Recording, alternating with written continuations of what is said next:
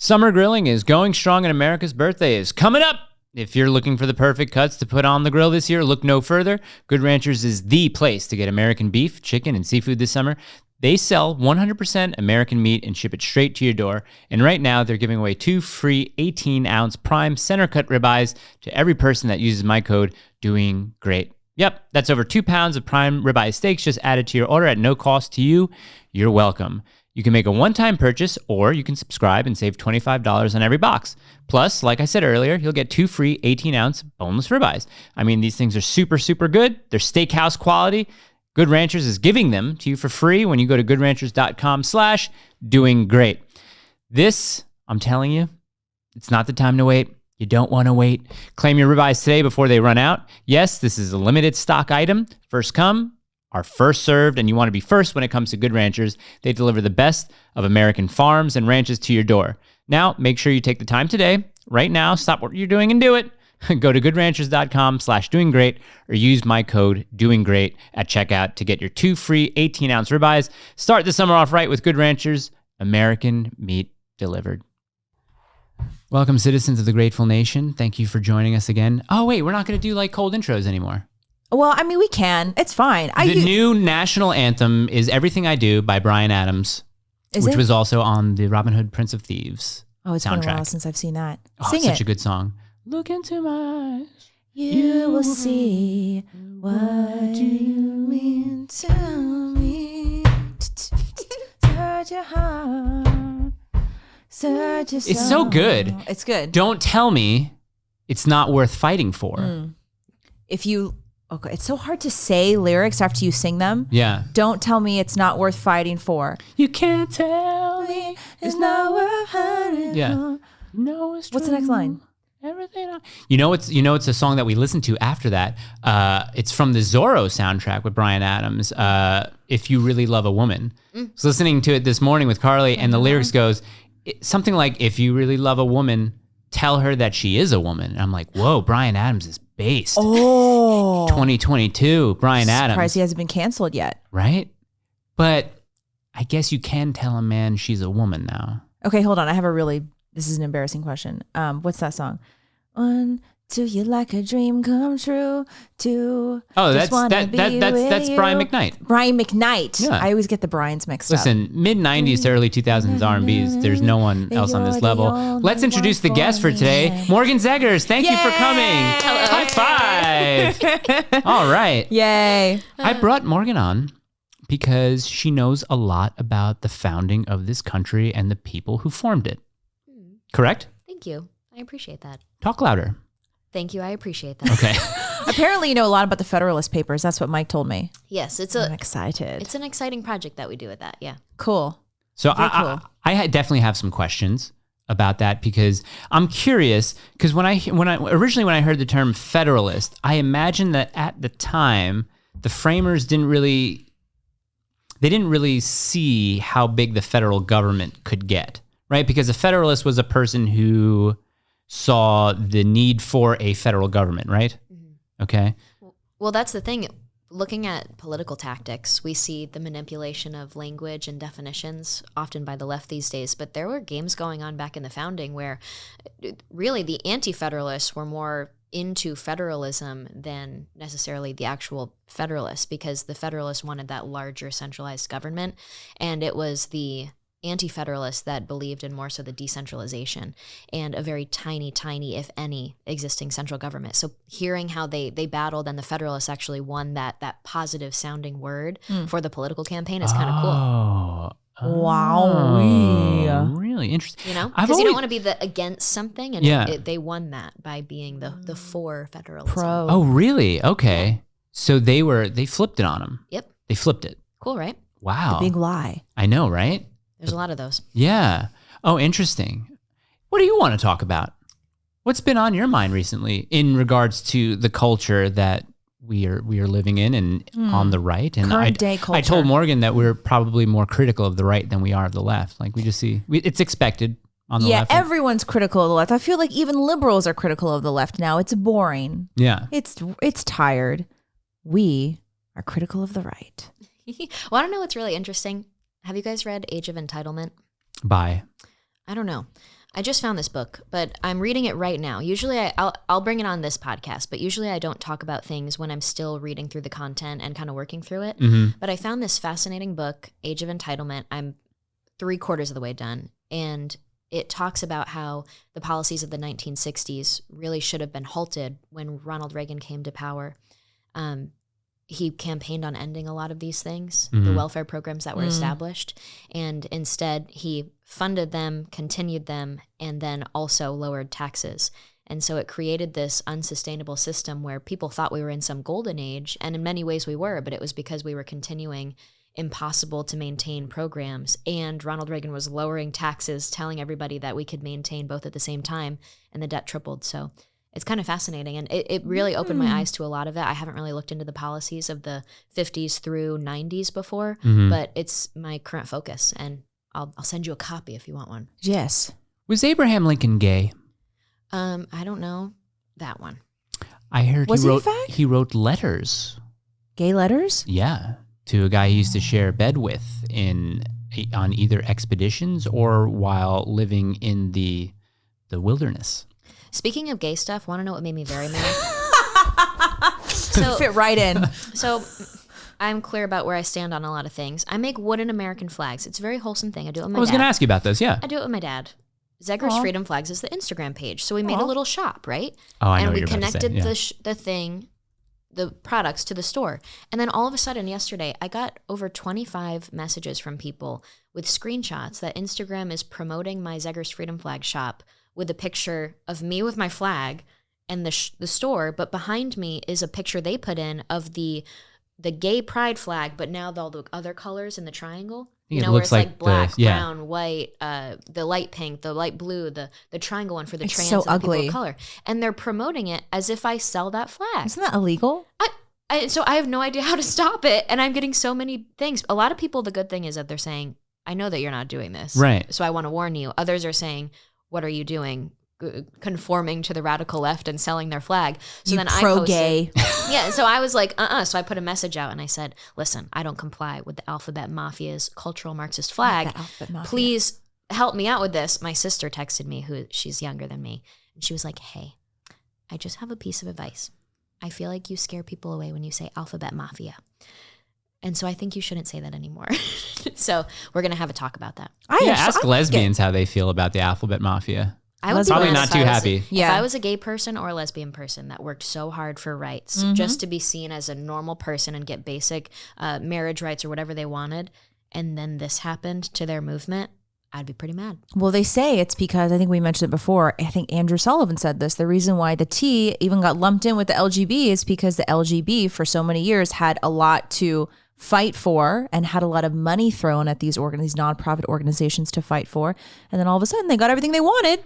What else is there to fight for? Really? And they had all this money left over. So you just lump in the T and now you have a brand new project to fight for. Because Saul Alinsky, Rules for Radicals. Have you seen that? Yeah. It's basically keep your movement able to be mad about anything. You have to keep refreshing it or else people get bored after a few years. There you go. You can't fundraise, you can't rally them Yes. for protests and stuff, so always make it changing. That's also why we see them saying the world's going to end from climate change Yes. in 10 years. And then the next week is white supremacy is the biggest problem facing the country. The next week is trans kids and why they have to sexualize our children in the classrooms. Everything is the world's going to end for them. And Chicken Little. Saul Alinsky. Yeah. Wasn't he a mentor to Hillary Clinton? She wrote her paper in Right. college about it. I think she considered herself an Alinskyite. So did Obama. Yep. So did a bunch of people. If you call yourself a community organizer, Yes. you are a student of Alinsky. Oh, Community community organizer. It means Yeah. that they're just lame leftists that read a lot of books. They probably went to college, did the whole indoctrination process, and don't have a real job other than wanting to seek a political career. So for now, they call themselves a community organizer.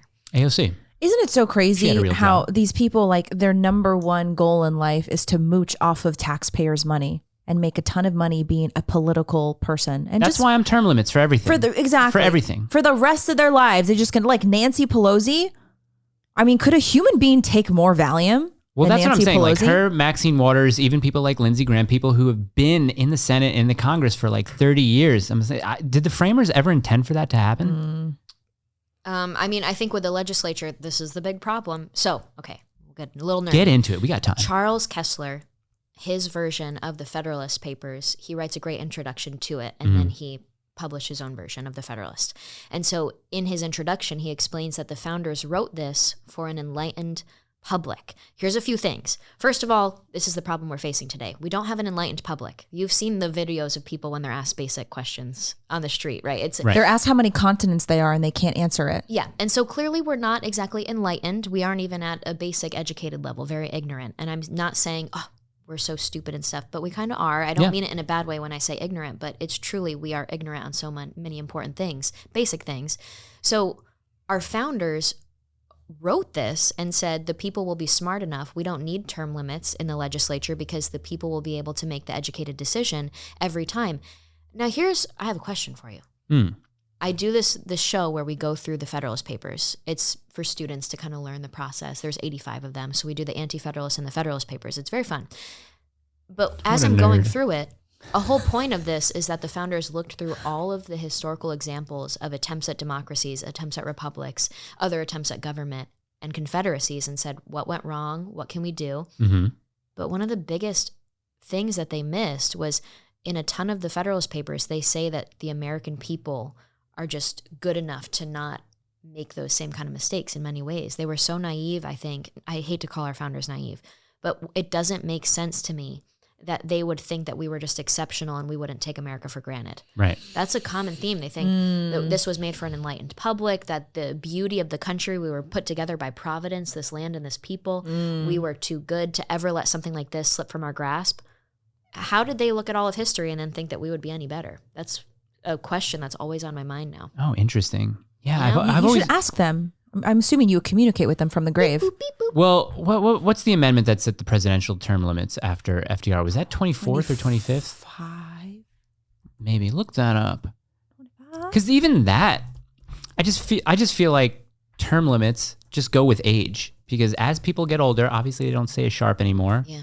They fall out of touch with 22. their constituents. Okay, the 22nd Amendment. There you go. Yeah. What's your favorite amendment? I don't know. Oh, also maybe you're able to enlighten people on this because we've talked about the Second Amendment here recently. We had Drew Hopkins on. I love very him. fun His guest. wife is very, very sweet. Yeah. I'm a big fan of her on Instagram. If we're I talking, followed her recently. oh, Sorry. nice. She's The a fellow language, homesteader. the language of that Second Amendment, the right of a well-regulated militia. When they said well-regulated, now I've heard a couple different things from people. When the founders wrote that, the definition of regulated was different back then, right? When they say well-regulated, they mean did they mean well-trained, well-armed as far as well-regulated? Because a lot of people think I don't know this. a lot of people be like, well, well-regulated means the federal government needs to regulate it and put rules on it. And I'm pretty sure that's not what the intention of that was. No, I mean, that makes a lot of sense, actually. Want to know what's weird? Did you see that video where I got accosted at the diner? Oh, yes. By whom? I'm not very scary, I would like to think. That was in Yes. D.C., right? Yeah, I was there for DC's so an ghetto. environmental event, and I was moderating the sportsman's panel because I'm a country bumpkin. And so I was there. I went to breakfast. I loved going to Pete's Diner. I'm a big scooter person. I love scooters. And Like so I riding get them. on those little electric scooters, and I always go through the DC monuments, and then I go to Pete's Diner. So I did a run, did a scooter sesh, and then I went to Pete's Diner. And I'm just sitting there ordering at this little breakfast bar, and there's not a lot of options for seating. And so, first of all, I always carry a concealed carry, but when I was in DC, I had flown there, I didn't bring it. Right. And so that means I have to be more situationally aware. And so I'm just sitting there, and I notice that there's this tall, older man standing down the aisle, and it's just very weird. I'm sure you have noticed this before, a presence that's not normal. So I looked over, the waitress started looking over, and he's just staring at me. So then the waitress stepped in and said, "Do you need a seat, sir? Can I help you?" And he said, "No, I want to know if that's a Turning Point USA hat." Because I was wearing a little Big Gov Sucks workout ball cap. And so Were you by yourself?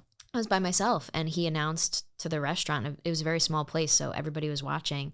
He announced that he can't sit by me because I take blood money by working at this organization or whatever I did. So it was a whole hour-long experience because he ended up sitting 2 seats away from me, and I just engaged him in conversation, and I recorded it. It was very interesting. I watched it.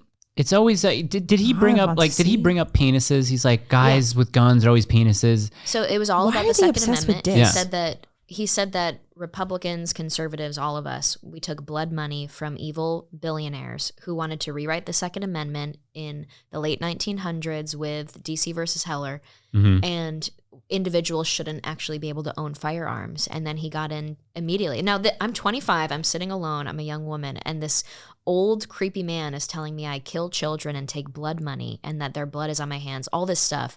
And then he goes into saying that men that carry firearms are weak, emasculine, embarrassing, small peepees, that he's secure in himself, and that they're members of the Small Penis Gun Club. So of course I had to then say, that's very creepy. Why would you talk about their private parts? Right, Why do you have to do that? Why do you guys always do that? And I just wouldn't stop. Also, why are you sitting like that, sir? He had his like legs crossed and stuff like that. Just like emasculine, Old white small dude? peepees. No, this guy was like what? Maybe like early 40s, maybe. Yeah, 40s, early 50s. But either way, I said I find it very attractive when men carry firearms, and I think they're very secure in themselves. Yeah. Oh, I think so What too. is it with the obsession with dicks with these people? They always have to talk about their pee-pee. I said you sexualize our children in the classroom, and now you're sexualizing this conversation, talking about their private parts and something where it's not belonging. It's disgusting and creepy. I like saying that. I love they always make that joke. So I think it's good for us to flip it on them and say, that's really creepy of you. Yeah. Well, I've never understood that when people doing it with cars or do it with luxury pit bulls. Or items and pit bulls. Yeah. do it with pit Oh, bulls. you got a giant pit bull. You must have a small dick. Like, No, the trucks thing. Here's the thing. Gross. Were you guys in school when they made fun of horse girls? wait, what? They make fun of horse girls in school now. What's a horse girl? Yeah, Like girls that have their own horses? And so, Oh. like the popular It's like Sarah girls Jessica and like the Parker. liberals and stuff, they make fun of horse girls in school. It was a thing, and I see it on the internet and stuff. But we see them saying that guys with big trucks and guns and all this stuff, they're weak and emasculine, they're hiding something. I always see this kind of stuff. I saw an article that apple pie is racist. Have you read that one? That was a good one. Alamo, they don't want to teach that the Alamo was a good thing, that it was white settlers on Mexican land, a whole thing. Every time I see these little incidences, I'm like, we are going through the American Cultural Revolution. These radicals are trying to take away the fabric of American culture. Wait, why is it things that we rally Why is around. apple pie racist? Is it because slaves made it? Oh, it was a whole thing. So the apples are actually from Asia. The sugar on the crust of the apple pie is from Haiti, where slavery is. The gingham cloth that the apple pie rests on is made from cotton. It was fascinating. I'm gonna make a big old apple pie this weekend. Yeah. And so, but when they attack these little things, I just see it and I say, this is like them removing the four olds, that we can't celebrate what used to bring us together. Oh, well, I got blocked by an Instagram account. Let's see if I saved the Instagram. I hope I did. I hope I screenshot it because I screenshot a lot of these things. Oh, this is from Mocata_museum. The humor of America making Juneteenth a national holiday when they're banning people from teaching about it in schools is not lost on me. So I said, where are they banning it? And then whoever runs the account was like, Google it. And I said, no. Tell me why, or tell me where they're banning it. No. I said, I think you're conflating two different things. I say, I think a lot of school districts are banning CRT, which is telling children that they're inherently racist because of the color of their skin, and that they're now worth less than other kids, and you're now teaching them to be more aware of their race and how it plays in their everyday lives. Yeah. I don't think anyone is banning teaching about what Juneteenth actually was, like historically. I don't think anyone's banning that. No, I haven't. Are they? I haven't heard that. I haven't heard think that. so. Did you see what happens at West Point? The Oh, tell lessons us. on critical race theory just came out and got revealed of what they're teaching soldiers at West Point. And it is asking them to explain why white supremacy has a place in blah, blah, blah, or why being white has a positive impact for some people and hurts others. Use critical race theory to support your claims. Fascinating. At West Point? Yes, I'll send it to you. Oh, the new Navy training video on pronouns. Oh, they're not that Oh one. yeah, no. The Navy video. So to people in the Navy now, I guess they hired out some company that is teaching them about pronouns. You haven't seen this? Oh my God. Have you? Oh, I did. With Okay, the two people yes. sitting there. My pronouns are he Yes. and him. Yeah, I thought it was My pronouns parody. are she and her. And I was was like, real. they couldn't get a non-binary person to just be like, my pronouns are Zims So or they bigoted. there. Wow, I'm going undercover at the Gay Pride Parade this weekend. You are? Oh, what are you gonna wear? I got a shirt. It's a gay pride flag, but it says "Gays for Guns." Okay. So Amir's going with you, right? Yeah, he said some things that even the language I don't even want to say on this show, but he said he was like, I'm not wearing that shirt. That's gayer than. So yeah, connect the dots on what you think he said. But yeah, so I think the plan is we're not going to necessarily go up to people and have a microphone. I think Amir and I, we're going to be mic'd up, but we're going to have conversations amongst ourselves, like, talking about what we see, and then go up to people. Here's the question that I want to ask people. When people say that, I want to find a person who's non-binary. Oh, what do you identify as? Well, I'm non-binary or I'm gender fluid. Oh, okay. Here's the question. If gender is a societal construct, right? And you identify as male, female, and I don't agree with that. I say, no, I don't think so. Mm-hmm. Why is that wrong? Because again, if it's a societal construct, if I'm a member of society and I don't agree with the construct that you've constructed, how is that wrong? Also, how does that impact your life? That's the main question. Also, how is me not accepting you impactful to your life? Also, ask them why, if gender is a social construct, they need to change their PP and cut off their titties. Right. Because it's a social If they construct. need to physically alter their body. My husband is dreading Saturday. Yeah, I know. Oh, is he going? He's going to film. He's the cameraman. My husband, exciting. He don't like gay. Well, be safe. I would say my biggest frustration, maybe you feel this as a woman too, where I don't understand why they hate gender roles and expectations and say, well, girls don't have to wear pink, and the gender reveal they get mad about showing pink or blue or all these things where they care about it so much. And then they say, well, if a child is showing more masculine things and maybe a girl wants to wear boy boots or a boy wants to paint his nails, then he might be transgender. It doesn't make sense to me. Those things contradict each other. Especially when just 5 years ago, 10 years ago, they said, if a little boy grows up and likes pink, there's nothing wrong with that. Exactly. Right. Because pink and toy trucks and princesses are not gendered. And now all of a sudden, if a boy likes pink, he's a girl. Yes. Yep, that's what I don't understand. And same thing with men dressing up and really just being flamboyant with the looks and everything, and that makes them a woman all of a sudden. Have you seen? I watched this video on YouTube. I go down a rabbit hole on this culture stuff, the gender stuff. Oh, yeah. I find it really attractive too. I'm single, and so I find it attractive when a man cares about these things, because I think men need to also be leading the conversation instead of saying, women, you can go have the conversation and the arguments and debates about trans women being involved in your stuff. This is a societal thing that men need to be leading. Absolutely. And I found this video of a trans woman, a biological male, all dressed up, looking like a woman, and did an entire video on why it's better for biological men that are straight to date trans women, because they don't care about their materialistic things. They just want to I saw that video. Yeah, and he's saying women are very into materialistic things, and that's how you have to win their love, but trans women just want to be accepted by you and loved by you. Didn't he say that trans women are also prettier than women? Yep, he said that they're more feminine than us, and that their bodies don't get stretch marks and change because they can't have kids. But after women have kids, they get stretch marks and start to look different. I don't know. They also Carly and I do look not pretty good have after having a kid. vaginas. Yes, you do. Yeah, they don't got the vag. Isn't that just sad, though? It's true anti-woman now. It really is. Mm-hmm. It really is. I've been saying it for the past, I don't know how many years. I'm talking about the complete erasure of women. And a lot of people think that I'm like, oh no, you're exaggerating. I'm like, no, I'm telling you, they want to completely erase what a woman is. Yeah, they really do. A lot of people on the YouTube are like, ask them what a woman is. I'm like, nah, someone already did a documentary about that. I'm not going to do that. So Morgan's single. Who shall we match her with? Yeah. Well, she just said she likes guys who have trucks and guns, who like to lead discussions on women's issues. Well, at least care about it. I've had men ask me before, why should we even care about this? He said you're doing the thing with the mic that I was talking about earlier. Sorry. He said he was from Utah, and he said, I'm a Romney Republican. Ooh. And when I see these kind of things about women's sports and women's bathrooms, it's just a sport. It's just a bathroom. Why should we care? And to me, I think it's everything. It's objectivity. It is, yeah. It's really weird when a guy talks like that. Well, it's also, like we've said many times on the show, the problem with the trans agenda, at the end of the day, it's not about men and women. It's about objective reality being replaced with subjective experience. And what happens when you throw out objective reality? What gets thrown out next? I mean, it's kind of already thrown out, objective morality. And then you have a society that delves into chaos and lawlessness, and nothing means nothing. And if it's good for you, then it's fine for you, even if it hurts this person. And then what you do doesn't matter. It's a mess. Yeah. And so it's much more than men and women. It's objective reality being replaced with subjective experience. Yeah. Well, I'm a big history nerd. I like the founding stuff. I'm weirdly into the Civil War.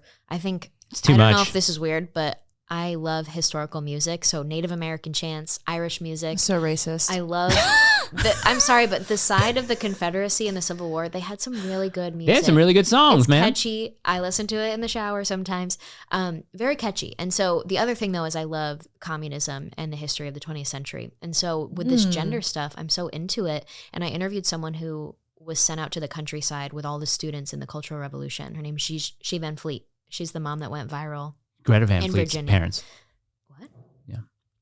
I'm just joking. No. I was like, oh, I didn't know that she had a daughter. No. So it was really cool. And she was explaining to me that back then as well, women that showed femininity and maybe wore a scarf or did their hair a little bit or put on a little makeup, even just in the slightest amount, they were considered bourgeois. That was making them part of the black class. This is Chinese. Because there was red versus black, and the black were the evil, rich, capitalist, bad people. Well, remember Iran so before their revolution. They said that femininity and women embracing that kind of stuff instead of tapping into more masculine features was not allowed. And they created this unisex type thing. Really? The androgyny. Yeah, androgyny. It's we like fascinating. androgyny. We talk about that. Gina a lot. likes She said it androgyny. created societal chaos and broke up the family unit. I don't know. Sounds familiar. Interesting. Really? Yeah, I don't want to tell people because I don't know where we are. Well, I just have a thing for it. I'll send you some of the catchy tunes. Jackson in the Valley. Ken Burns. Jackson in the Valley. You like Ken Burns? Did you watch that documentary, The Civil War? Maybe not. Ken Burns is a fantastic documentarian on the left, but he used to come into the place where I used to work. But he did the fantastic 8 or 10 part PBS documentary about the Civil War. He did Vietnam, and he also did a fascinating documentary about baseball in America. Baseball. It's really, really, really good documentary. I'm pretty sure that you would love it. Yeah. But I was having a conversation with someone recently talking about how, what was it, 10% of the population of the South owned slaves, if 10%. I think it was maybe a little bit smaller than that. And you had plenty of white American Southerners who were working in the fields with slaves as well. And then just regular common Southern folk who didn't want to defend the idea of slavery, so they joined the army. You know what I mean? It's like a lot of, if you were to ask Northern soldiers, if you were to ask them, are you fighting to free slaves? The vast majority would have said, no, I don't. They weren't all emancipators, you know what I mean? So that part of the history gets bogged down. I have this incredible book that I just started reading. It's called The South Was Right. I was reading that on the train. Spicy. Look it up. I was reading it on the train once in New York and this was years ago, but it had a big Confederate flag. It's not even a Confederate flag. It's the battle flag of Virginia. A lot of people mess that up. They think that the Confederate flag that you see all over the place with the 2 bars and the stripes, that's actually the battle flag of Virginia. The Confederate flag looks very different. The South was right! Exclamation point. By yeah. James Ronald and Walter Donald. Can you give a brief description of what it is? An authoritative and documented study of the mythology behind Civil War history, clearly exhibiting how the South was an independent country invaded, captured, and still occupied by a vicious aggressor. Yeah. Interesting. The War of Northern Aggression is what a lot of Southerners like to call the Civil War. I'm really fascinated by the culture, and whenever I'm here, because I just travel a lot, and I'm talking to people that are from here generationally, I'm always like, what do you think about? What do you guys say? What do you guys talk about? Yeah. Is it a thing? Is it discussed? It's really interesting to hear their answers, but... Well, there are a lot of different perspectives on it. There's a very well-known, don't hit my leg, very well-known and popular, there's a guy, I forget his name, but he's a black, he's not a reenactor, but he is a defender of the Confederacy. He will go around to parades and he will talk to people. He waves a big Virginia battle flag. He's this black guy because his ancestors, I think his great-great-great-grandfather, fought on the side of the Confederacy. Probably didn't have much choice in it, but he still did that. Yeah. One of my favorite movies of all time is Glory. I love that movie. Have you ever seen Glory? I'm pretty bad with the movie stuff, I'll be honest, so I probably haven't seen it. I've never seen Matthew Broderick, Morgan Freeman, and my boy Denzel. Denzel won an Oscar for Best Supporting Actor, his first Oscar in 1989 for Robert Zemeckis' Glory. But Glory is, if you like Civil War music, there's a lot of that in there. But it is a historical drama based on the Massachusetts 54th Regiment, which was the first all-black regimented, not division, but regiment. On the side of the Confederacy? No. Oh, okay. On the side of the North. I didn't know they had one of those. No, they didn't. Well, they might have had all-black troops, though, in the Confederacy. I assume that they might have. I believe, look up all black, either regiment or troops, Civil War, Confederacy. I think a lot of them were scouts. Wow. Yeah, just because they know okay, this is the first thing. There were no Black Confederate combat units in service during the war, and no documentation whatsoever exists for any Black man being paid or pensioned as a Confederate soldier, although some did receive pensions for their work as laborers. I mean, but it's Google. No, so there were combat soldiers on the side of the Confederacy. There were Black combat soldiers. There just had to have been. I don't. I love reading about this stuff, so maybe it's a little weird that I know too much of this, but I read one, maybe it was a biography or something, or a diary. I can't remember what it was, but it was of this young soldier from the Union, and just an explanation of what it was like to live day by day. I mean, it was miserable. Oh my God, yeah. No resources. The biggest problem was people trying to leave, and so they would all get killed, or they would be wrapped and kind of tortured for leaving to try and scare more people from trying to leave. Yeah. And that was on the Union, just in terms of the conditions. I'm not saying that they were bad or anything, but hearing that kind of stuff, you don't hear it in classrooms. No, I mean, Free State of Jones is a good movie, that Matthew McConaughey movie. Also, what's very interesting, the first Medal of Honor ever awarded to a Black soldier, I think happened to a soldier that was in the Massachusetts 54th. And it's portrayed by Denzel Washington's character, but I forget his name, but they were leading a charge on Fort Wagner in South Carolina. And I think he was do you know if they call him a color guard, the person who holds the colors, the flags? I think so. So I think what happened to him is that he saw the person holding the flag get shot and fall. So he went to go pick it up and lead a charge or just move. And he got shot a couple of times. He survived it, but he was awarded the Medal of Honor for that. For what do they say in the beginning of it? For carrying the flag. Yeah, because he saw it drop. So it's just for gallantry and I basically forget the wording of it, but it's for gallantry and disregard of your own personal safety is why they award people with the Medal of Honor. Was that a strategic decision though? No, I think he was he didn't want to see the colors fall. That's what it was.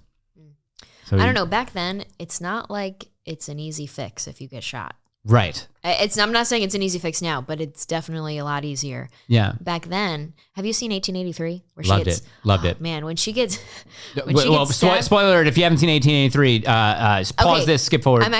I'll pause. I'll just stop with the ability to get infected with something by just a little cut. Yes. I mean, that is scary back then at the Civil War. I can't imagine, because if you get injured, you're going to lose that ligament probably. Right. You know what I mean? Right. Ugh. Yeah. No, it's tough. Yeesh. One of my favorite things, there's a movie called, was it Gods and Generals? Have you seen that one? Gods and Generals. That one. I'm sorry to disappoint. I mean, they're just really great alternatives to reading books.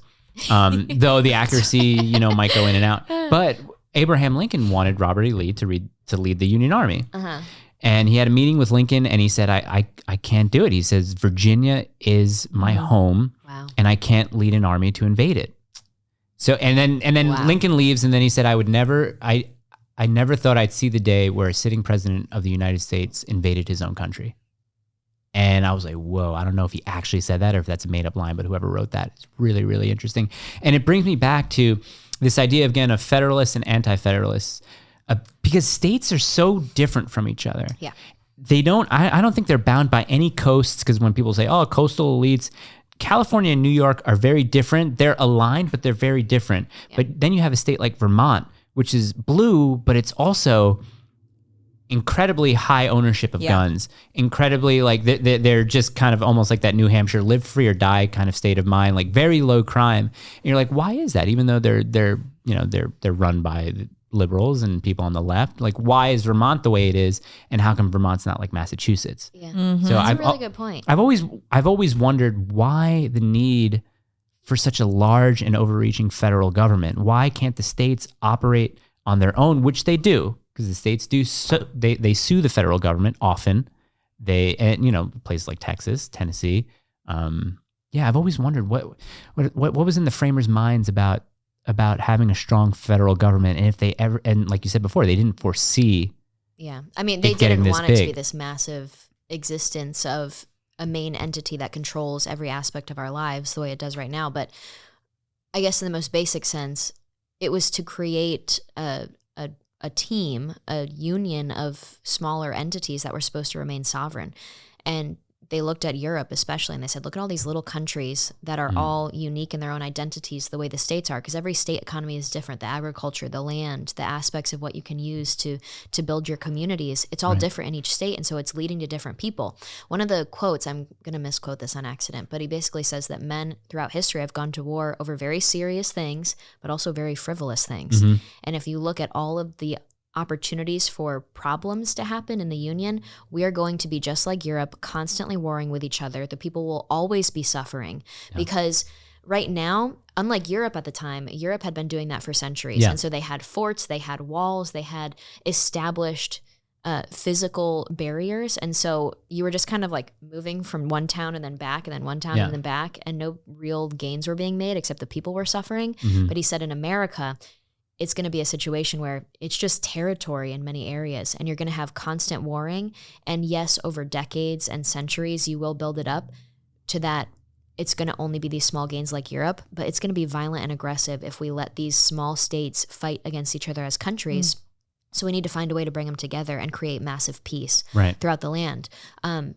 There was issues also of foreign interference, where if we have domestic quarrels all the time, foreign countries are going to say, I'll help you out. Right, but France in in the exchange Revolution. for X, Y, Z. Right, exactly, And so it was to protect us from the outside world, and then also to protect the people from just domestic quarrels. There's so many reasons for it. That's why I get really frustrated when I hear conservatives and people on the right that sit behind microphones and they promote this concept of national divorce or civil war as if it's some flippant thing that, oh, it's best if we just divide. Oh, California should just be taken out of the Union. We'll be fine. We'll be better off without it. Same thing with New York. Or they say Texas should secede. That's inviting an invasion that would then be put onto American soil, and then we have something right across from our border. I mean, yes, we have the Mexico problem, but imagine if like communist China tried to invade a sovereign country of California. That kind of talk is just ridiculous. Even splitting up into 3 or 4 separate areas, I think it's incredibly irresponsible to start normalizing that kind of talk. It's very dangerous, and the founders went through that in very basic ways through all the Federalist Papers. That's why I go through them, because they went through basic concepts. The problem is, for me, I don't think they saw the bureaucracy being created. I don't think they ever could have imagined it. And it's nowhere in the Constitution, I would say, for any of what exists right now. The legislature was supposed to have the spending power. The executive branch is supposed to help execute. But now the biggest lesson that all the guests, we have a lot of Congress people on and stuff that explain what's going on. Paul Gosar had said, the basic problem we have in the country right now is that the legislature makes huge omnibus bills, huge bills, and then hands over to these executive agencies the money and the ability to decide where the money goes. And they operate as an ungovernable, really, you can't hold them accountable entity. And so that's how you get things like Fauci sending taxpayer dollars to go torture puppies in some random experiment in another part of the world. Because there isn't accountability. The people can't say, oh, my congressperson voted to torture puppies, I'm going to vote him out. Instead, it's just we find out that that's where the money goes now. I wonder if France was fighting a war against Germany, like 1797, Washington would have approved the equivalent of $40 billion to give to France. Or if John Adams would be like, what are you doing? Are you really planning to do that? Like, I don't understand how we got here.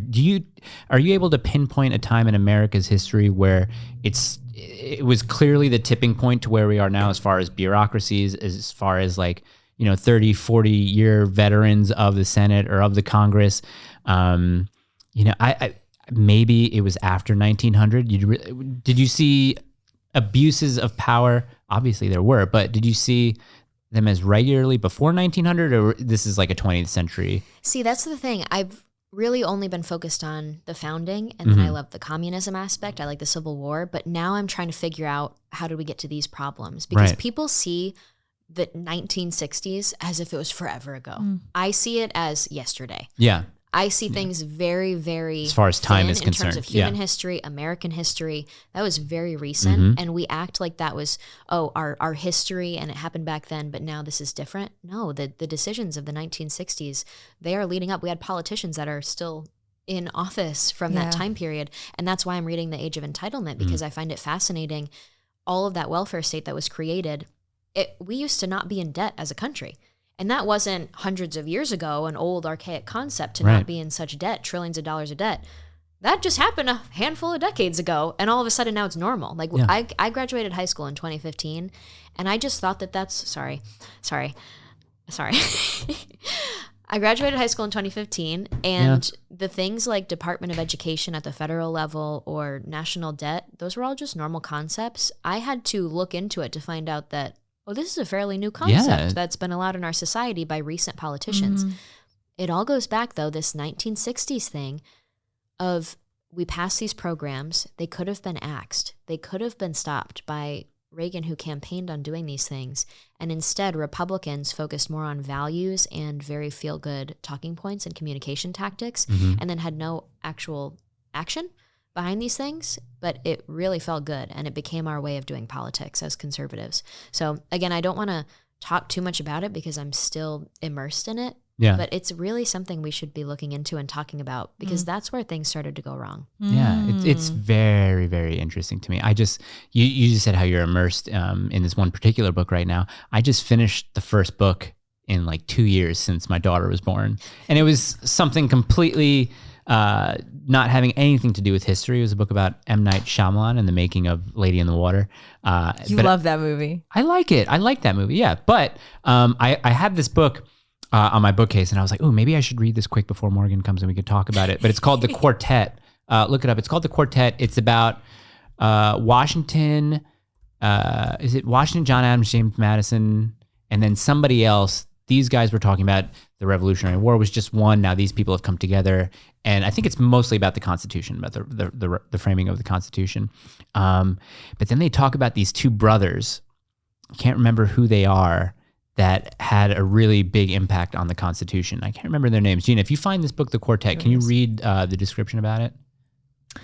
The Quartet, orchestrating the Second American Revolution, 1783 to 1789. Ellis explains of why, that's not correct grammar, Ellis explains why the 13 colonies, having just fought off the imposition of a distant centralized governing power, would decide to subordinate themselves anew. These men, with the help of Robert Morris and Governor Morris, shaped the contours of American history by diagnosing the systemic dysfunctions created by the Articles of Confederation, manipulating the political process to force the calling of the Constitutional Convention, conspiring to set the agenda in Philadelphia, orchestrating the debate in the state ratifying conventions, and finally, drafting the Bill of Rights to assure state compliance with the constitutional settlement, created the new republic. Yeah. It sounds like it's from a left-wing perspective. Dense. Do you know who they're referring to as the Morris brothers? No, I'll have to look into it though. But I do find that whole, speaking of the Bill of Rights, a lot of people don't know the basic story of it, where we started with the Articles of Confederation. Yes. It was just creating a League of States, basically. And the problem was that, say we got invaded as a nation, all the federal government that was created at the time really had the power to do was just ask the states to send troops and money.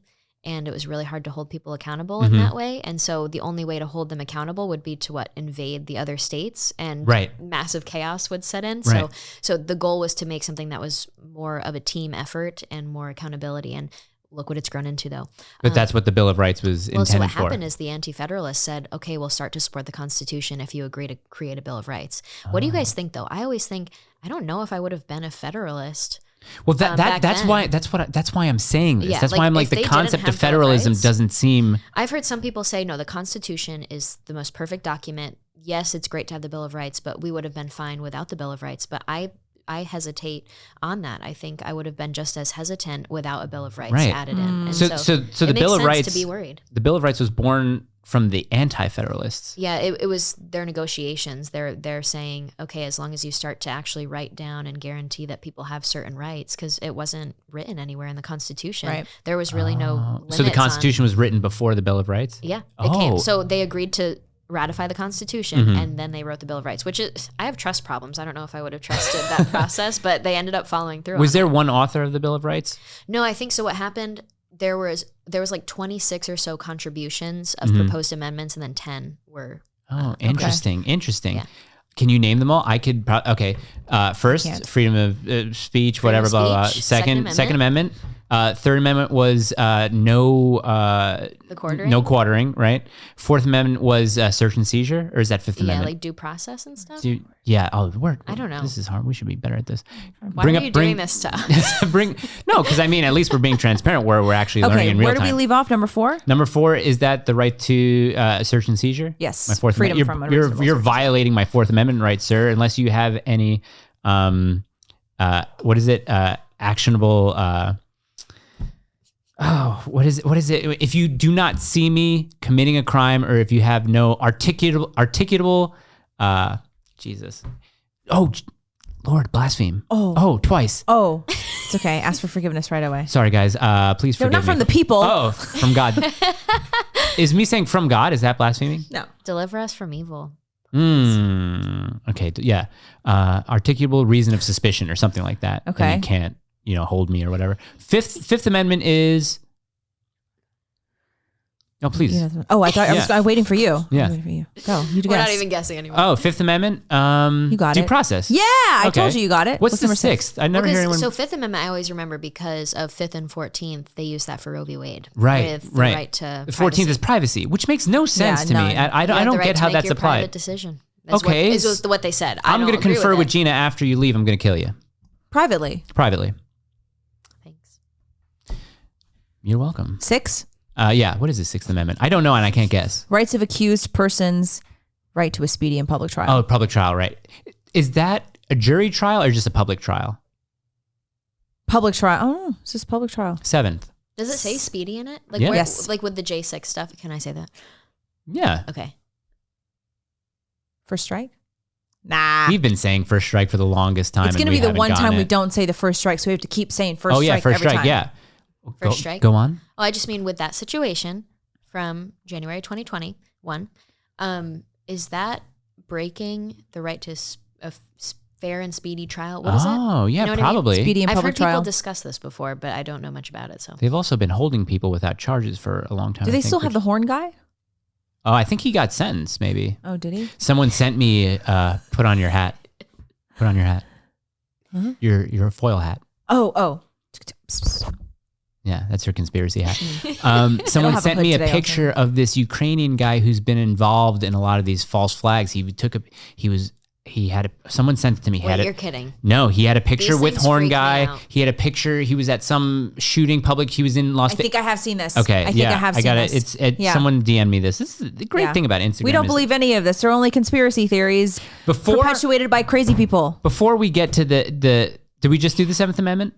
No, not yet. Okay, before we get to the Seventh Amendment, how do you feel about Pitbulls? Pitbulls? To be honest, I'm such a dog person.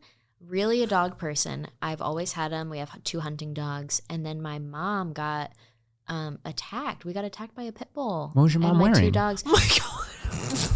Oh, what? Well, now I'm a little scared of dogs. It's kind of sad. Oh. Because it was just out of the Oh nowhere. my She was walking my gosh. dogs, and my dogs got all bit up, and they were all bloody. It was Oh, really your sad. Really? dogs? By a pit bull? Yeah. Are they okay? They're okay now, but like they had to get all this treatment. and What stuff. happened? So now I'm scared of dogs. What happened with the pit He wants a bull? play-by-play. Was Let's it- have a was it- play-by-play. Was it My loose mom- Unless somewhere? it's too traumatic. No, my parents live in the middle of nowhere. Like Yeah, I was the telling boonies, you yeah. before, they Mhm. live an hour from civilization, a half hour from a grocery store. It's a lot. And so my mom was on top of the mountain. They live on the top, 13 acres, and then they walk down the mountain with the dogs every day. Mhm. And a pit bull had gotten out of their house and chased my mom down the road. And See? then Irresponsible ownership. it got in a irresponsible. It got in a fight, and so I'm not saying like pit bulls are scary and bad, but I just mean I have a little fear of dogs now because I just have never experienced an uncontrolled dog before, and Oh, now really? I'm Yeah. scared of it. That It's must kinda be sad. scary. You know what? That must be But scary. I always carry. See, I always carry, and so Right. I was like, "Mom, you need to carry and shoot that dog." And I said that in a crowd. Listen, I They have no didn't like problems. it. You got to do what you got to do. Okay. Yeah, it was a good lesson from my mom. She needs to be carrying. Yeah. But what if a bear came? Carly says they have something called a break stick, where if dogs are fighting, and it especially works with pit bulls, while they have the bite down, there's this stick that you can stick through their mouth and break the bite. Oh. The only the one of the worst dog fights I saw at a dog park was when I was living in Philadelphia, was by a beagle. A beagle like picked up this other smaller dog and was like running around like blah, blah, blah, with it, and then bit. This guy was reaching for the 2 dogs, and I was like, "Don't!" And as soon as I said "don't," that beagle just bit right through his hand. Yeah. My dog's a quarter beagle. Oh, really? So she's a quarter dangerous. Yeah, I guess Apparently. she's a quarter dangerous. Yeah. Yeah, I'm a pit bull apologist. Oh, really? I did see a gay pride pit bull shirt. It was a pit bull wearing rainbow glasses. And I was like, maybe I'll get that. You should get that. I got the guns I like one. the gun one. Are you going to try and get people to talk about gay guns? If they bring it up. Yeah. I saw this. They're going to think that you guys are, fags. Gay? Yeah. Yeah, I mean, if it's for good documentary on the ground reporting, then that's what I got to do. Well, that's where it ends, though, just wearing the shirt. I had a roommate. I thought it was normal as a single young woman to live with a roommate, and I'm very much into homemaking. Of the opposite sex? No. Oh, okay.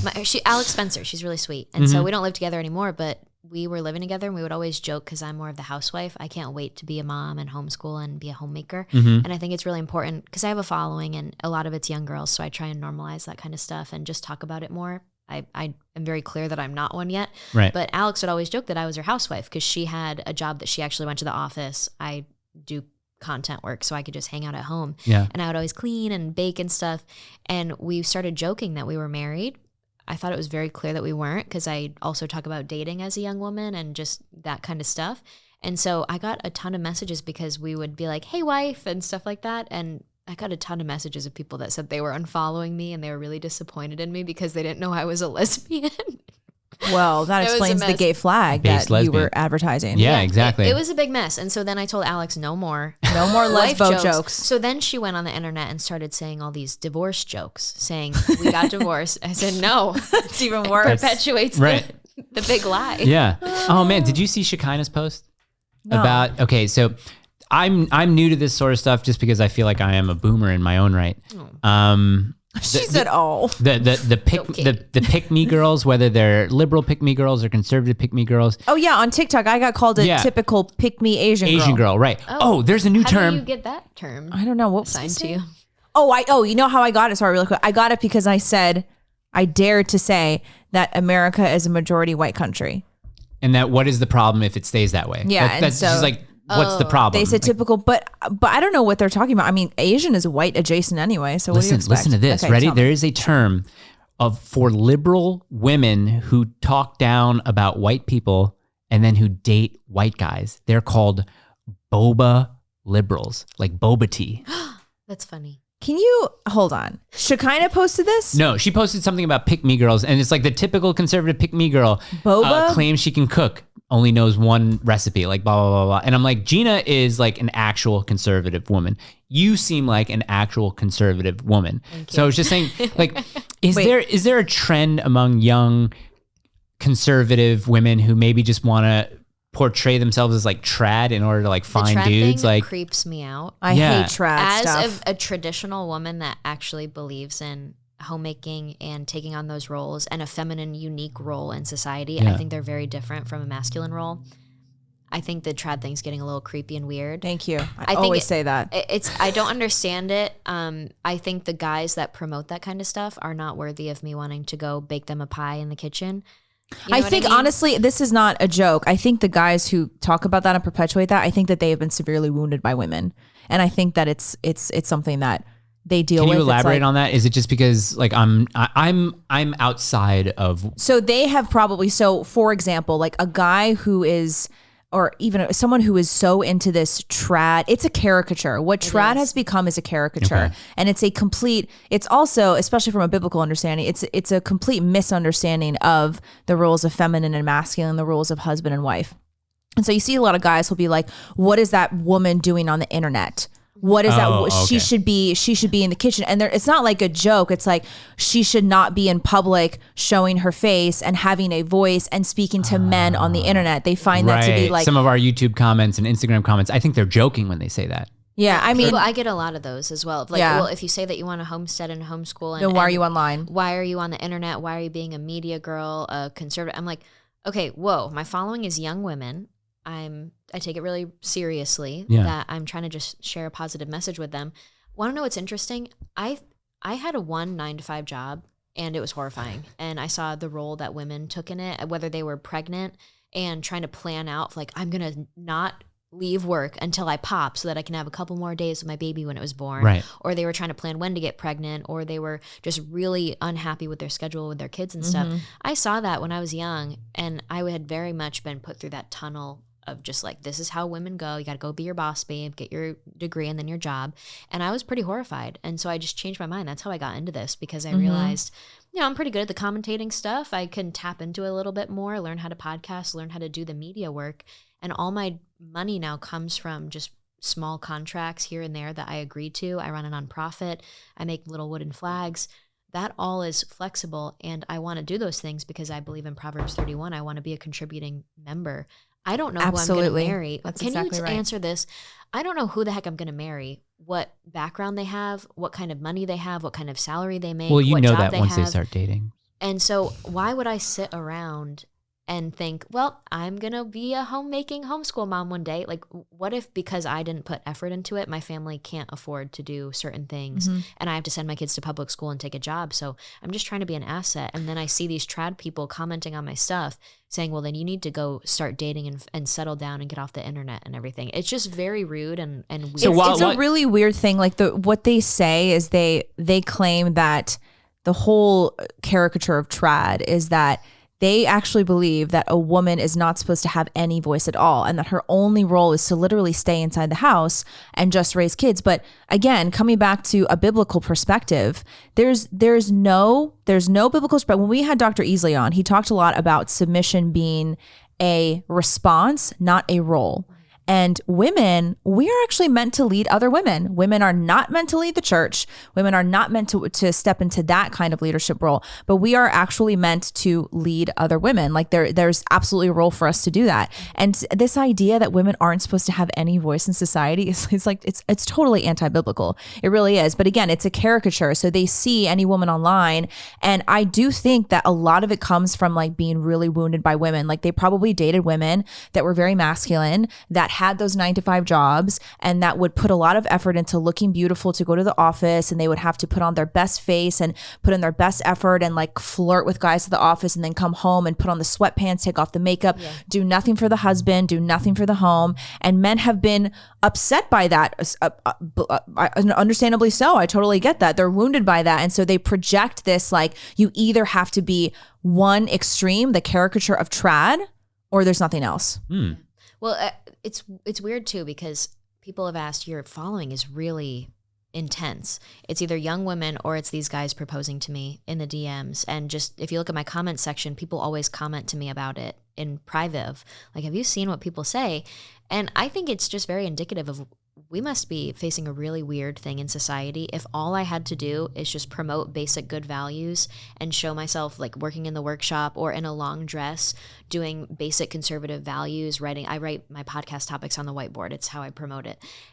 All that's all I do. And that is such a draw for young men. And I think it says a lot that's all it takes is to tap a little bit into my natural femininity and to take on that role instead of what society is selling to us. Yeah. So I also think one more thing to add is this caricature of trad came from the 1950s post-war Christianity, and this idea that the woman's never supposed to work.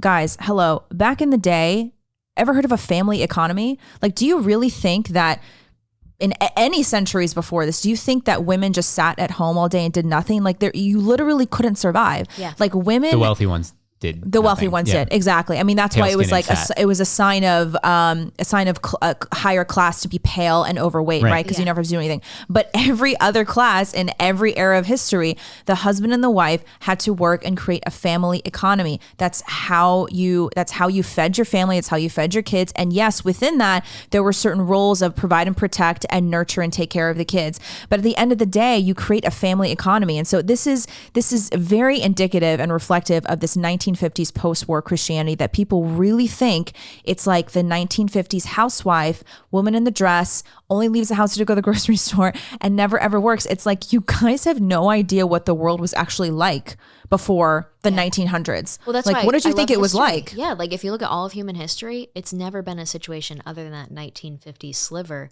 It's very unrealistic of what they imagine it to be. And so that's why I think they see my little businesses on the side and they're curious as, well, that's not That's not traditional. That's not trad. And it actually really is. I'm trying to Yeah. provide. So that's why I quoted Proverbs 31 in my last post of me in the workshop, because it's just very simple. Right now, we are presented with an unprecedented opportunity of luxury and privilege in terms of families being able to really tap into our unique roles. You know what I mean? Like, we can have our own unique role in the economy and in the family and still thrive and take care of the family. And the man can do that too with his own stuff. And we've never really been presented with such an opportunity, because the modern economy is really, really great, I think, for families and women. We just aren't tapping into it. Yeah, I think so too. I think it's a great way for a family to learn to be more independent. Like my husband and I, we run our own businesses, and it's actually very comforting to know that like we never have to worry about getting fired from a job. Yeah. You know what I mean? We never have to worry about getting laid off, because we've created this family business together, multiple family businesses together, and it works for us. And so I think it is interesting that you've noticed that too. That's why I never say, like, I've never called myself trad. Like somebody online was like, this is what you trad people don't understand. I'm like, don't call me trad. I'm not trad. Right. Because what trad has become is this caricature, like a stereotype that doesn't actually serve women or men at the end of the day. Yeah. Well, I used to always post, this was like last year, I would post normalize to radicalize, and I would post the outfits of me with my concealed carry, and I would post about homesteading and my gardening books that I read, because I'm really into the homesteading stuff, a self-sufficient piece of property. And I would talk about homeschooling, motherhood, all this stuff, and normalize to radicalize was always my thing. But then over the last year, I see there's memes about homesteading. There's conservative girls that I don't think they've ever, it's no offense, but like, I don't think they've ever really understood what it means to homestead in that sense. But in their posts will be, oh, I can't wait to find my homestead husband one day and all this stuff. And I think it is becoming just a political talking point or a joke, or I don't really understand. So A meme. So yeah. it's a bit weird to see, because I take it very seriously in the sense that we all need to shape up. We all need to get more serious about making serious changes to how we live our lives and how society And it requires is. a lot of hard work. Like it's always been the family, both the husband and the wife have to work very hard to provide for the family. And that doesn't involve just staying home with your pearls on and vacuuming. Right. I'd like to silence the female voices for 45 Are you seconds. going to mansplain? I would like to mansplain Cool. this. Do you want me to? This Do read you want me to aid in the mansplaining? from our good friends over at Good Ranchers. Gina's going to hit that button, and Good Ranchers is giving away 2 free 18-ounce prime center cut ribeyes to every person that uses my code Doing Great. Did you hear me? Are you deaf? If you're deaf, I'm sorry, the closed captionings are on for you. That's over 2 pounds of prime ribeye steaks just added to your order at no cost to you. You can make a one-time purchase or subscribe and save $25 on every box. Plus, like I said earlier, you'll get 2 free 18-ounce boneless ribeyes. I said that at the front. It's called the pre-roll. Good Ranchers is giving them to you for free when you go to goodranchers.com/doinggreat. This is a limited stock offer, and it's first come, first serve. Make sure you take the time today, right now. I'll wait for you. Go to goodranchers.com/doinggreat or use my code DOINGGREAT at checkout. Good Ranchers, American meat delivered. Wow. We love Good Ranchers and we love homeschooling. Yeah, I made one of their steaks. Yeah, it was good. I made one of their steaks. I made one of their New York strips, and it was great. Yeah. Oh, we had their ground beef. We made meatballs. It was really good. Oh, yeah? Yeah. Good. Yeah. Thanks, Good Ranchers. Thank you. A couple of things I wanted to talk to you about, and obviously we're going to do locals questions, but that's coming a little bit later. If you aren't a supporting member of our locals, go to doinggreat.locals.com. I can't stress this enough, okay? You get your passport to the Grateful Nation. You get to ask people like Morgan questions, which I think is very valuable. It's literally the price of a cup of coffee per month, or you can pay for the year. It's $5 a month or $55 for the year. For the year. That breaks down to $5 a month. Well, less. You get 1 free month. That's pretty Imagine good deal. that. It's right. Isn't it good? Tell people to go to our locals. Go to their locals. Thank you. I'm going to go to their locals. You sold me. Yeah, you should maybe do your own locals too. You know what I'm saying? To be honest, I can't maintain all these things. I'm looking for an I get it. assistant. If anybody out there, I'm looking for an assistant and editor. Hey guys, there's a company out there that I think can find people to hire for you. If you're that company, we do a sponsorship with you. Oh. There you go. We just did you a little ad. Fill in the blank. Yeah, a couple things I want to talk to you about. One, the overturning of Roe, the possible overturning of Roe. Yeah. And the other thing was I'm scared. this is becoming a habit. This is becoming a Is thing. it an awkward thing, like dating? No, I don't generally care. I'm on edge right now. Like, what's the topic? No. It was it was 2 things that were going on right now. The kids stuff? Yeah. How do you feel about drag queens and children being taking to drag queen shows, because I usually there's that awful cringe dude Matt something on Instagram who's like, I can't wait to take my kids to a drag queen show, and I commented laugh out loud his kids, because he's gay, he can't have his own kids. Yes, that. And then he was like, yeah, well, look at the record of the Catholic Church. I'm much safer taking my kids to a drag show than taking them to church. Did you tell him about the public school rates yes, of? Okay, yes, because that is the most retarded response. I'm not even Catholic, and it's the most retarded thing ever. Tend to be what? Gay. Oh yeah, that's right. I thought you were going Really? to say something else. Yes. Yeah. Gay. Why are they molesting little boys if they're not gay? Yeah, it's apparently a phenomenon that it's the suppressed homosexuality, and then I don't know. There's even some theories that like the whole idea of celibacy will often like kind of spur and then trigger. Speaking of that, want to hear a weird story? A history story. Have you heard of how the Spartans consummate their marriage? Well, we've talked about the Spartans. We talk about Spartans quite a bit. Yeah. Is it something that we can maybe guess? Yeah. How do they consummate their marriage? What they do with the Spartan boys. Oh. And then guess what they do Is it with a the Spartan throuple? women. No, okay. So you know how the Spartan boys are basically like They're sent out at a certain age, right? Yeah, and so they're Go fight the sexually wolf. abused by the Yes. older Spartans. Well, that's really their only sexual experience Right. for all their lives until it's time to get married. And so Oh. for them, when I read this thing, and I'm sorry if this is fake, but I read an actual document on Trump it. hands. I don't know. I read this thing, and it says that because that's their only sexual experience so far, it was tradition, I guess, for the Spartan women to shave their heads and to lay in the bed in a dark room, and the guy would sneak in the way in their past when they were a child, an older man would sneak in, and that was how they would consummate the marriage because that was their only Through experience. the back door? Whoa. No, probably not. Just No. aesthetically. Just okay. Just of like, so then the wife was made to look like a little boy, and, Right. and they would like replicate that experience. Isn't that wild? Whoa. So Spartans aren't as, manly as you would think in the movies. So not the way that Lena Headey Yeah. Right. was well, in 300. but maybe she did do that. And then maybe her she hair did, grew back out. Right, exactly. Yeah, they had It's kids. long by hair then. though. A Yeah. lot of hair. Oh. Fascinating. Sorry, I don't know. I just thought that Wow, was fascinating. shave their heads. That's commitment. That's like I mean, society's weird. Humans Yeah. are weird. We've done humans some are weird so weird. stuff. Like the Chinese people with the foot thing. You saw Oh, the they, foot break binding. their The foot. binding. Yeah. It's like when you look at history, wow, we were blessed to be born in this. Well, that's what I'm Oh saying. A my lot of people will gosh, bring up right? like, you guys have such a horrible, like, do you realize what other cultures used to You have do? no Like, idea. Oh, serfs? Okay, love this. America's founding. With all the 1619 stuff, I started looking into more of the history of slavery, not like slaves being black in America, Right. but more so the idea of forced human labor throughout human history. Mhm. And I find it fascinating that as Catherine the Great in Russia was coming to power and she's leading her country, at the same time as the American founding is about to take place, she came to power as a young woman, took power from her husband because he was incompetent. Mhm. That was super cool. She did that, and she was a student of the Enlightenment at the time. And so she comes into Russia and she thinks, I'm going to end serfdom. And what do you know? She writes this book, this pamphlet of all of her political philosophy that she wanted to see for Russia. She abandoned it after a while because she realized how impossible it would be for that society because it was There are ingrained in natural them hierarchies. to have serfdom, and serfs were treated just like slaves in America. I mean, it was just as miserable. You were property, you were raped, you were property of someone else. You were just the same race as them. So it was the same thing, but just the same race yeah. in Russia. And so she gave up on all of it. And so as America's being founded, she's like, I can't even attempt this anymore. I'm actually more on the side of the nobles, because the nobles would always defend her whenever the peasants and the serfs would try and rise up. And whenever something happened, it was the nobles that kept coming to her defense. Right. And so she abandoned all those original entitlement or original Enlightenment ideas. What's interesting though is the bad handling of that, the history of serfdom in Russia. No wonder they had a communist revolution. No wonder the workers rose up eventually and took over just a few generations later, when that's the history of your country. So if you look at America transitioning out of slavery versus a country like Russia doing it, we did a better job, I would say.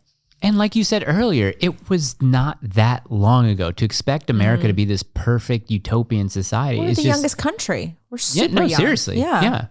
We're a baby compared to other countries. Well, to think of where we are now, you know, I really do think America is one of the most tolerant places to live right now. And by far, you know, you come out from, you know, 1865. It's a generally small amount of time to be where we are right now. I think is pretty admirable. Yeah. You know, we did a good job. I mean, we didn't have a communist revolution. And I'm proud to be where we killed the Romanovs. Oh, that's right.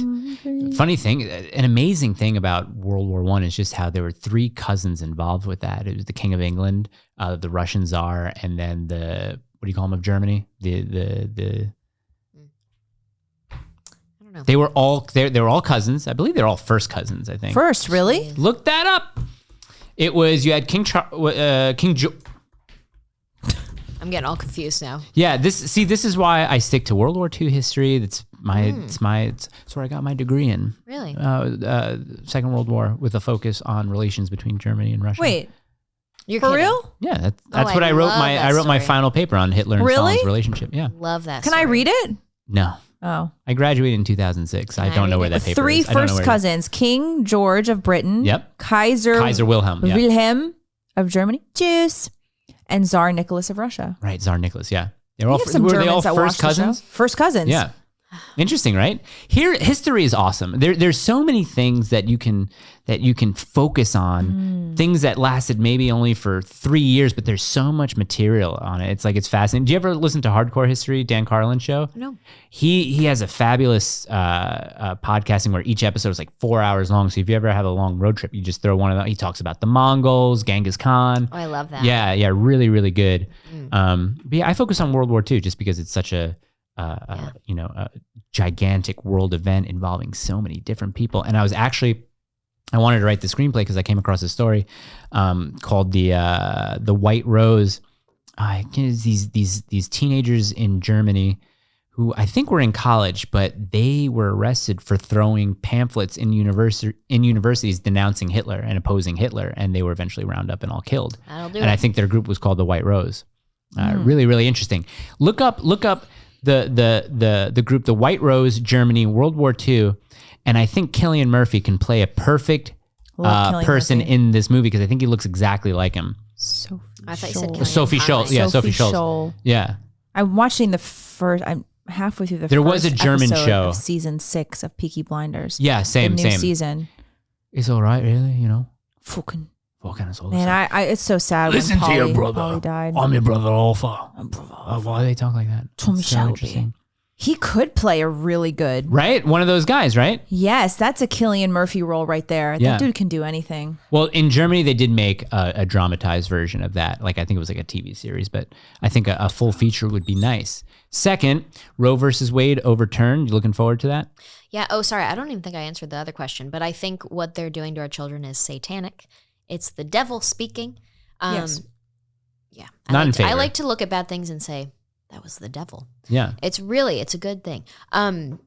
As for Roe v. Wade, I'm really happy to see it. I think it's unfortunate based on the historic precedent when you look at what happens to leftist uprisings in countries. They start to get rid of the structure of the government. They start to get rid of precedent. And so we're seeing that right now. They want to get rid of the filibuster, pack the courts and the Electoral College. And now they're also breaking this with the idea of threatening an apolitical court with this leak. And so that's what really caught my attention.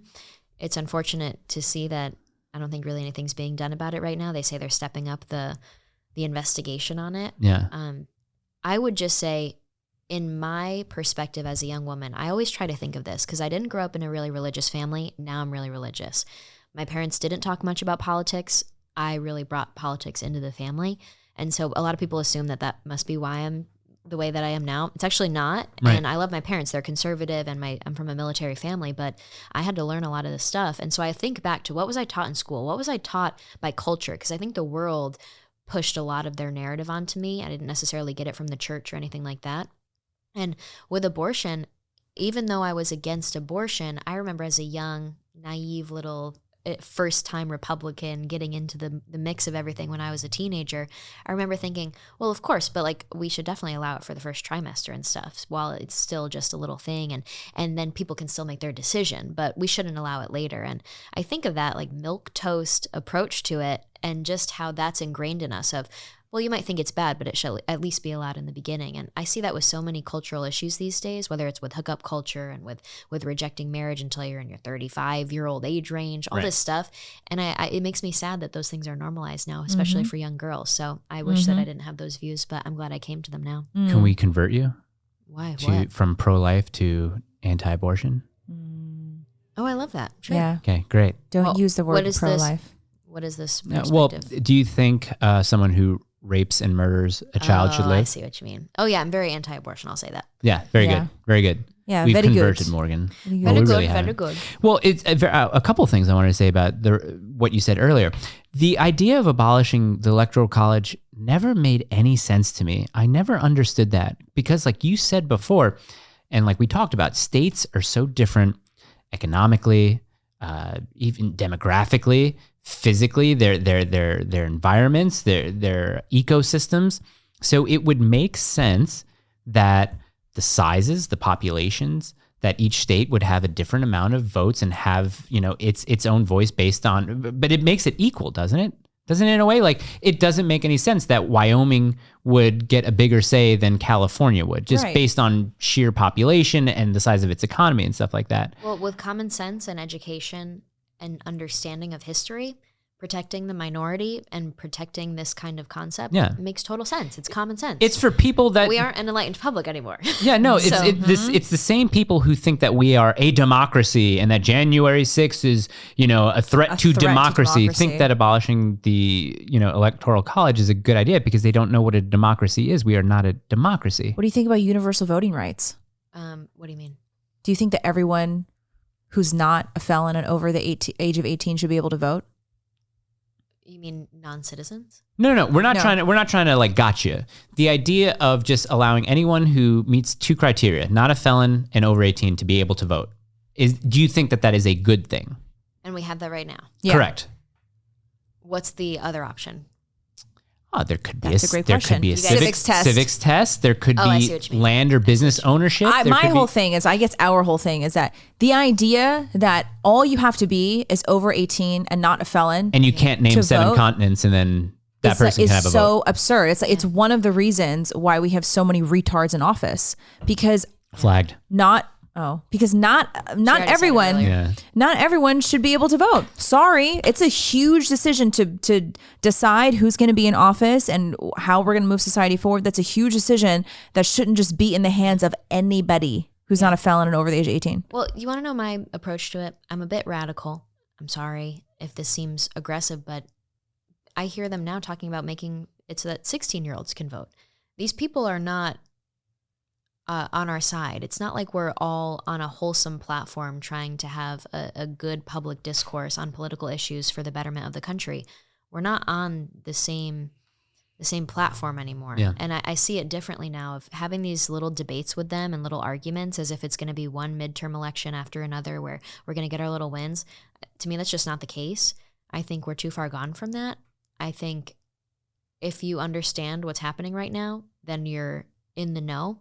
If you don't, it's kind of too late to try and convince people to understand how serious the situation has become. And I'm kind of focused on taking the people that understand and are willing to hear us out and talk with us and be serious about this and move forward in whatever way needs to be done. Does that make sense? Where it's, I don't even think about even trying to make this make sense to people that don't see how ridiculous a lot of these things are. It's crazy. Yeah. 16-year-olds voting. It's specifically, I mean, all the illegals that are coming across the border and then they're being allowed to vote. All of this stuff that's happening will destroy the country. That's the bottom line. So I don't have any interest in seeing them as if they have good intentions and want to have a healthy debate with us. Yeah, I don't even see that as hyperbolic. Like, I mean, look at New York is allowing non-citizens to vote in local elections. You don't call retarded people retarded.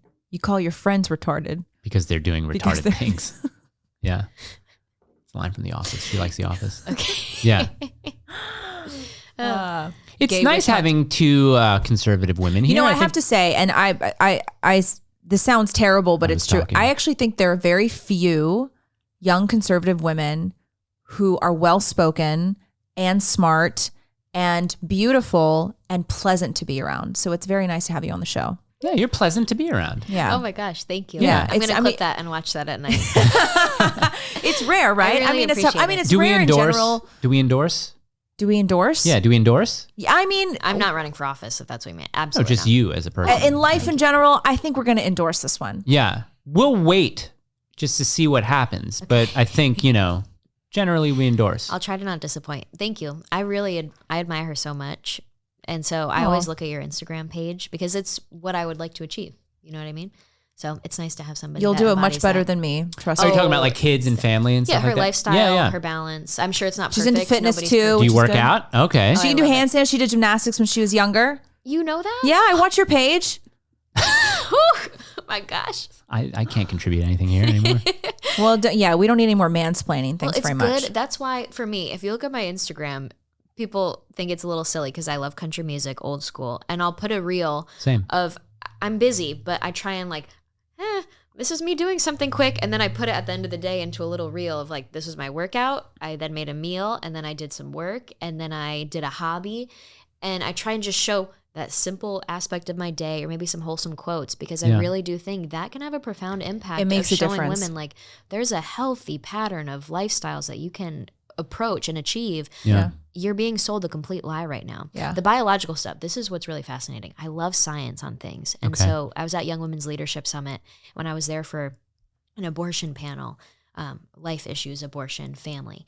And we were there to talk about those things. But I said, first we have to talk about sex. We have to talk about what leads to all of these things, what leads to all of the problems with families, breaking up of families, family court issues, all this stuff. It comes down to having sex. And when women are told that they will feel empowered after hooking up, that is such a lie, and you're biologically sabotaging yourself because women release the connection hormones. Yeah. Men do not. So you can tell yourself in your head you don't care about that guy or whatever, but biologically your body is going to feel sad. Yes. You're going to physically feel sad after you don't talk to him the next day, whether you liked him or even knew him. Same thing with abortion and babies.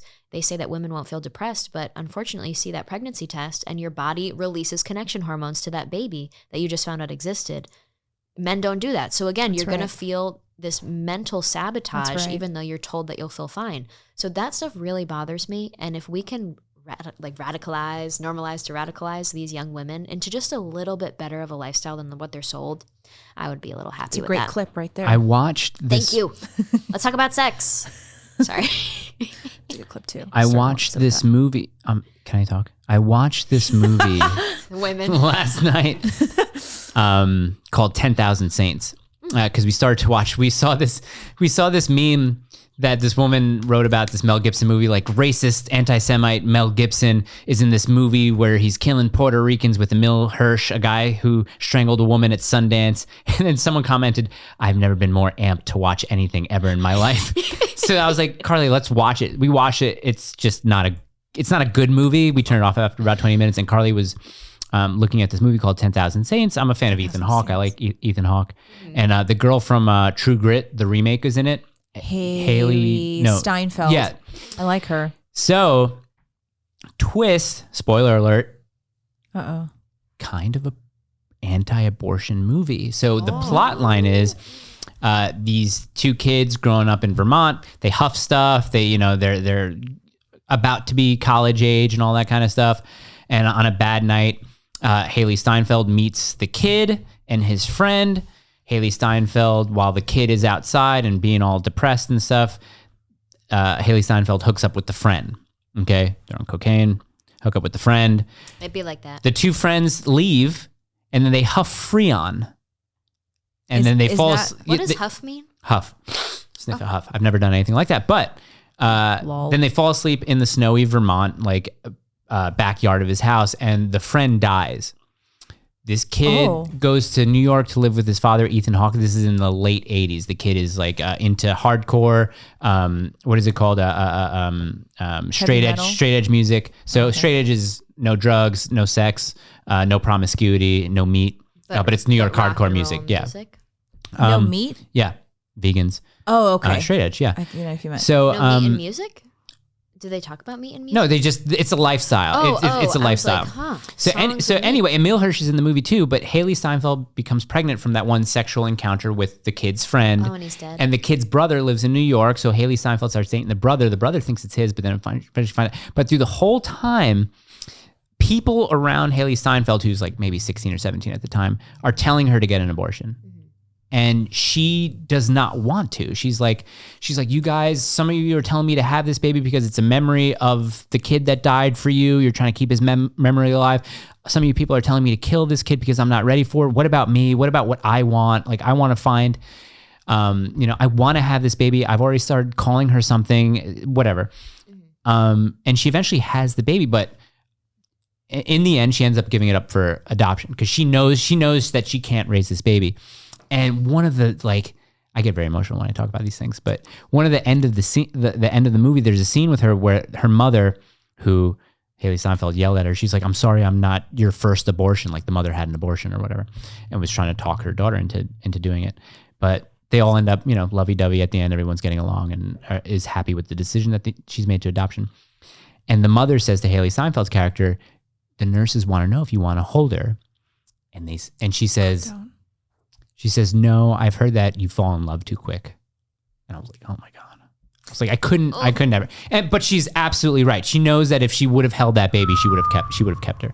But it was just a nice thing to see. But she says, I want the kid's friend who, I guess like they kind of fall in love, but she doesn't want to, but she's like, I want Jude to go hold him. So the friend goes to hold the baby, and it's. Is that Emile Hirsch? No. Emile Hirsch plays the older brother of the kid that died, okay. And the kid Jude is the friend of the kid who died. Okay.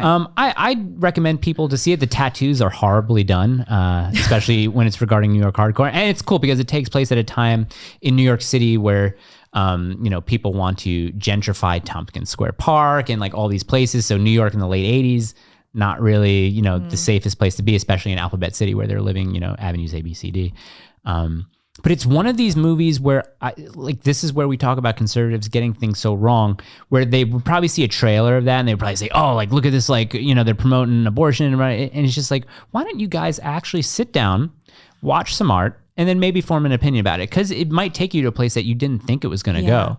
Yeah. And I was like, if you watch this movie, it's an incredibly anti-abortion movie, even though characters in the movie had abortions, but then they realized that let's pay attention to what this woman wants. Let's try and support her in any way. Like they finally come to that realization. But I mean, the writers could have written it in a way where they would have supported the abortion. Mm-hmm. So I'm just saying there are movies in the mainstream that will align with some of your values, and I think and they don't have to be horrible movies. They don't have to be Hallmark movies. Yes. Like Arrival, which we've talked about many times before. Love Arrival. I'm going to do, I think, some solo content where I start to go down my list of like top 25 movies, but I'll do them maybe like 6 or 7 at a time. Before I was pregnant, I used to rewatch Arrival a lot, but I don't know if I could now with a daughter. Really? Because the last time I watched it, I was pregnant and I sobbed for 2 hours that night. Really? And my husband was like, are you okay? Like we watched it and then he went in the shower. He came out, I was still sobbing. He was like, are you all right? Yeah.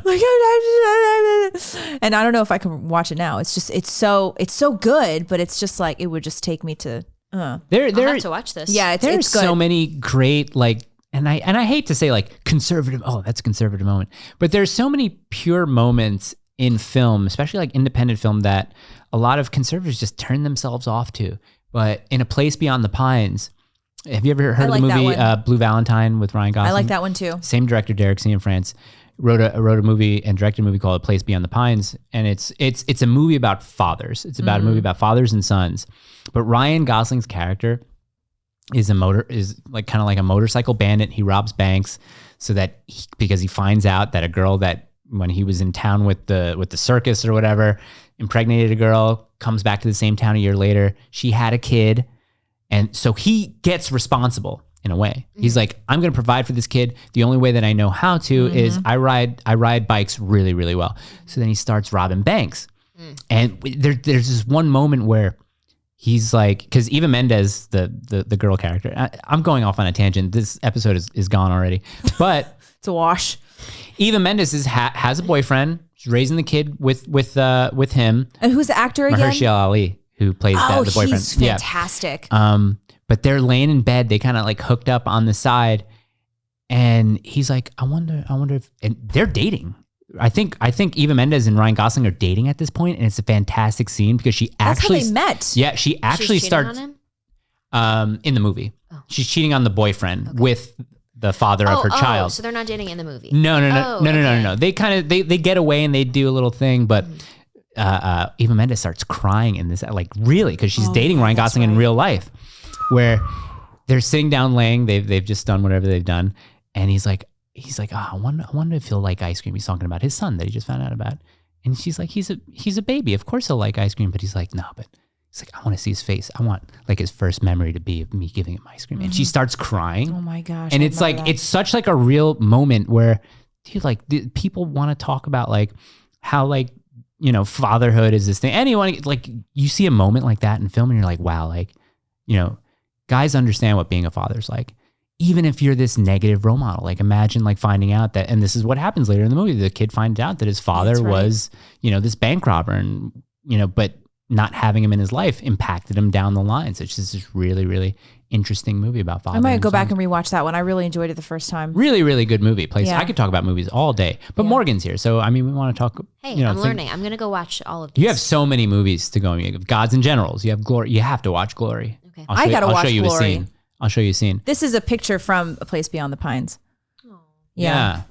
It was, I mean, I was never really a fan of Eva Mendes, but she was good in this movie. She's really good. Yeah, she was great. Well, it was think well you can cast. just skip town and come back whenever you want? Yeah, it's really, Derek Cianfrance writes really good stories about relationships. Ryan Gosling can do anything. Blue Valentine, well, he's going to be Ken in Barbie. Yeah, he could really do anything. Blue Valentine was powerful. Yeah. Another one that Manchester by the Sea, that movie stayed with me for a long. Have you seen that one? Nope. Highly recommend that one. Manchester by the Sea it's brutal. It's an inspiration for this movie that I've been writing for the freaking longest time. But there's a scene in the movie, spoiler alert. It's about, I mean, if you watch the trailer, you know what it's about. You know what it's about. It's Casey Affleck, terrible accident, which he's responsible for. But it's almost like you kind of forget to close a door and something awful happens. And people in the town that he lives holds him responsible for that. But there's a movie where he's being questioned after the incident. Basically, all of his kids die in a house fire. And they were able to get the wife out, but he comes back from going to the store late at night because he couldn't drive because he was drinking, and then he comes back. Oh, do you remember the scene in the morning when he's watching the firefighters pull out bodies and he's standing there with the plastic bag and he's like, he doesn't know what's happened. It's insane. Anyway, they're questioning Casey Affleck and the I guess like the fire. What do they call those guys? Not the fireman, but the chief, fire marshal. Maybe the fire marshal and a detective are questioning him, and he's like, "Well, you did nothing wrong. You just made a mistake, and it's a horrible freak accident. Horrible freak accidents happen to someone every day, and it's just something that happens." And Casey Affleck's like, "So I don't get it. And am I free to go?" And they're like, "Yeah." He's like, "Arrest me. Pending any more questions, you're free to go." And he's like, "I can just leave?" And they're like, "Yeah, if there's anything we need to bring you in about, you can bring you in." So he's like, "Okay." Everybody gets up from the table. He goes outside. He sees a cop walking by. He takes the cop's gun out and he puts it to his head and he squeezes the trigger and nothing happens. So then all the other cops see that, and his father and his brother are there, and they rush in to take him. While they're taking him, it's unscripted in the movie, even though he said every line that Kenneth Lonergan wrote, but he didn't. He says the words, please. Please. I know that scene. I'm getting goosebumps right now. I see that scene a lot being shared on Instagram, and I will watch it like 5 times. Every time. It's so perfectly executed. I like the things on Instagram and YouTube where they have the script going down as the scene's playing out. Right. So if you see that, it's not in that word, and like those little words are so powerful. Like imagine a father who's responsible for the death. That's what my movie's about. Like how can someone act, and how could someone live every day thinking that he's responsible for a horrific tragedy that he may or may not be responsible for. Like that's the whole. Was it the movie you told me about, or is it a different one? Which one? The movie. I don't want to. I'll ask you off air. Okay. Because I don't want to spoil it. Because I remember the end of it, but I don't want to say the end of it. Oh yeah. Okay. Yeah. Well, guess what? It's a woman lead. It's a female lead. Mine? Yeah, the one that you told me about. I changed it. You changed it? Now a male lead. Oh. I got woke with the female lead because I figured it'd be easier to make if it was a female. It would be. Yeah. But to hell with that. Yes. It's now a man. Dudes rock. She transitioned. Yeah. Spoiler alert. I know. Well, Plot twist. Yes, in fiction, she transitioned. Yes. So now a male character. Oh. Not a trans character. Oh, I thought that's what you meant. No, I not was a like, wow, you're really going there. No. The main character was a woman. Okay. And rethinking about how I want to portray this movie, I was like, no, you know what? The main character has to be a man. I So see. now a man. All right, let's do locals. Let's do locals. Bye, everybody. Thank you. Thank you, Morgan. so much. Tell Thank you, everyone where to Morgan. find oh, you. Yeah. Morganzegers.com for my podcast. I do 3 episodes a week on that, current events, everything that's going on Your in the flags? news. Zegers Freedom Flags is where I make my wooden flags with my dad in our workshop in upstate New York. The commie And- stuff? Yeah, and then the freedomrecords.com, I interview survivors from communist countries, and it's a real passion of mine. It's a nonprofit, so if you go to thefreedomrecords.com, you can see a really amazing life stories from people from across the world. Thank you guys for having So me. Hey, well, cool. thank you. This is so Thanks nice. for watching. Yay. Wow, you should Bye. Bye. Okay, so you're going to. recording real quick and then